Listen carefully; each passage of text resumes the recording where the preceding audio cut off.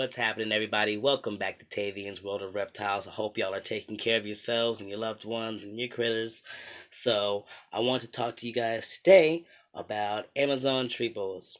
And while I'm talking to you guys about that, I'm going to bring down my own Amazon tree boa so that I can show him to you guys while we're talking. Now, Amazon tree boas, unlike the rosy boas we were last talking about, do not actually fall under the beginner category. They are more intermediate.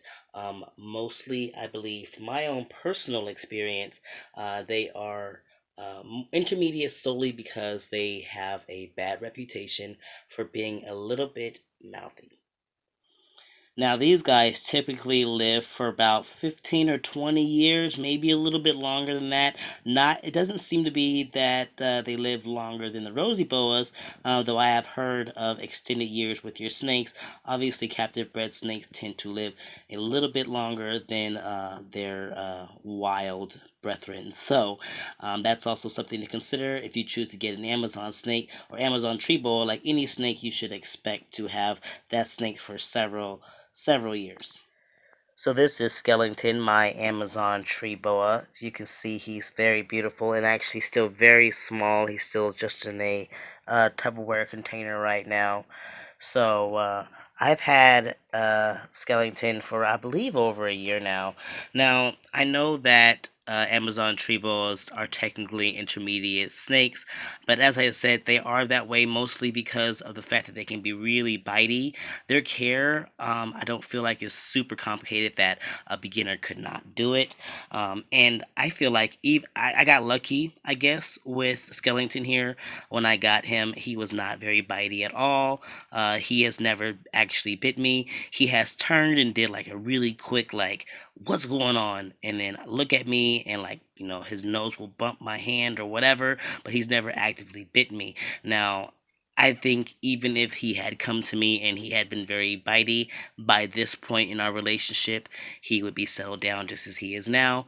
Because I think it doesn't matter what you get. If it's a snake that's not used to being socialized or handled, that I think with time and dedication, you most certainly could tame down any snake. So I actually think he might be in shed because his colors are looking very dull right now.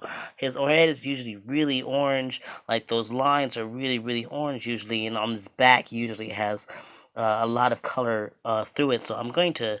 It doesn't look very gray like a lot of my other snakes go into, but he definitely his colors are dulled right now. So I think he's in shed. But anyway, yes, if I had gotten him as a bitey defensive snake, I do believe that at this point in our relationship, we would be okay. I think we would have. I would have worked with him plenty, and he would be a lot. He was just as calm as he is now. Now, as you can see, he is very reactive. Like, they are really movement reactive. And I think that's what makes them a bit more bitey than other snakes, because if something warm and quick comes moving, it's their natural instinct to strike out and grab it because that's food. And that's just how they hunt for the most part. They go off of really quick movements and they just strike out and they grab the whatever is flying by them at that moment from the trees, and then they eat it. So they're really reactive to movement, which can be a little scary for a beginner, which is another reason I believe they fall under the intermediate category and not so much the beginner category. Now, as for care for them, they are semi-arboreal, so you want to give them an enclosure that allows them to move around on the ground, but also allows them to do some climbing, and do what they naturally do in the wild, which is climb into trees at times. So when it comes to heating, some people, I do have a heating pad, but I actually have it underneath of Toph's enclosure so that Skellington here is actually getting the heat from the top. So when he perches up here higher, he is right next to the heating pad or right underneath the heating pad that's coming up from above, that Toph is technically using. Now, some people will use under tank heaters, some people will use lights. I did the heating pad over the top because they are still in these tubs, so I don't want to add a light in it.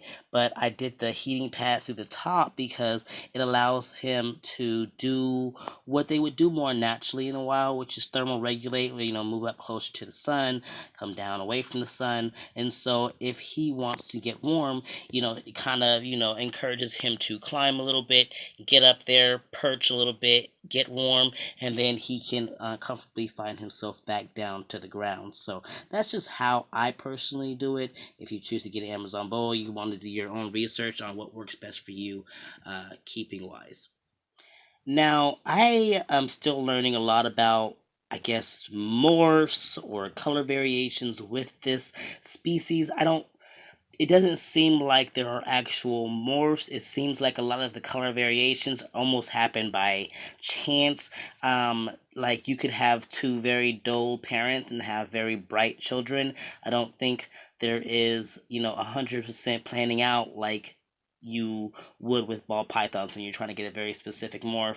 I mean, yes, I do believe that there are, if you're looking for something more high red or whatever, I'm sure that people are doing like very specific breeding plans, but there's not as many happening like with ball pythons, and you still get a huge variation. Even if you have plans and expectations, you're still going to get maybe what you expected and then a lot more. So Amazon tree bowls are really interesting. They're like, really naturalistic morphers. You don't really have to work hard to get the color variations that are there. But I'm also not a huge expert, obviously, on the breeding of Amazon tree boas because I'm not a breeder.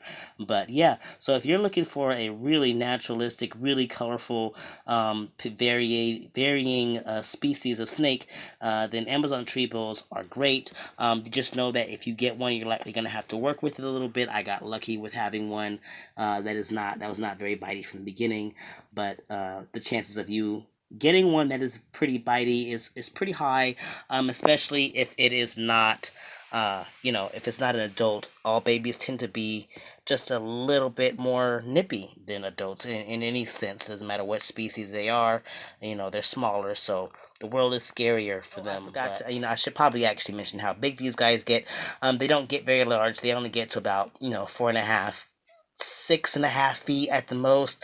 I think, on the occasion you can get a 7 footer, but they don't get very large. So again, not something that a beginner would not be able to handle. And of course, this is all controversial stuff I'm saying now, but not something a beginner wouldn't be able to handle. But if you are concerned about, getting bit quite a lot, that's something you could possibly deal with this snake when you first get it. Especially remember that they have very large teeth, and it can hurt. So anyway, that's it, you guys. I hope you guys enjoyed this video. If I forgot anything, please feel free to put those in the comments so anybody watching the video can actually read that and decide for themselves if this is the species of snake for them. So you guys take care, love yourselves, love your reptiles, you love your loved ones, and you guys keep spreading those herbs.